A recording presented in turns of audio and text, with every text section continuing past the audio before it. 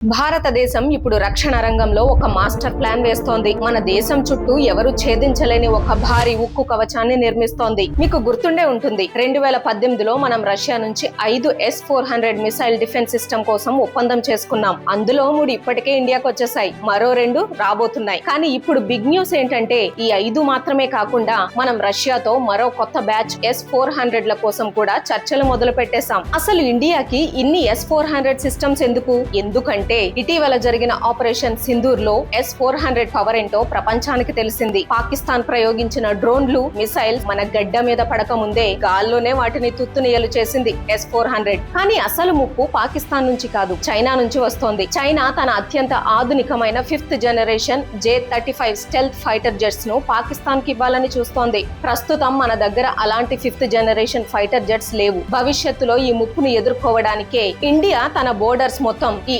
S-400లను మోహరించి ఒక పటిష్టమైన రక్షణ వలయాన్ని ఏర్పాటు చేస్తోంది. ఇందులో అందరికీ సంతోషాన్నిచ్చే ఒక అద్భుతమైన విషయం ఏంటంటే, మనం కేవలం ఇతర దేశాలపైనే ఆధారపడట్లేదు. మన భారతదేశం కూడా స్వదేశీ పరిజ్ఞానంతో సొంతంగా 5th జనరేషన్ ఫైటర్ జెట్ ను తయారు చేసే పనిలో వేగంగా అడుగులు వేస్తోంది. మన దేశ భద్రత కోసం ఇండియా వేస్తున్న ఈ మాస్టర్ ప్లాన్ మీకు నచ్చితే ఈ వీడియోను ప్రతి ఒక్కరికి షేర్ చేయండి. జై హింద్.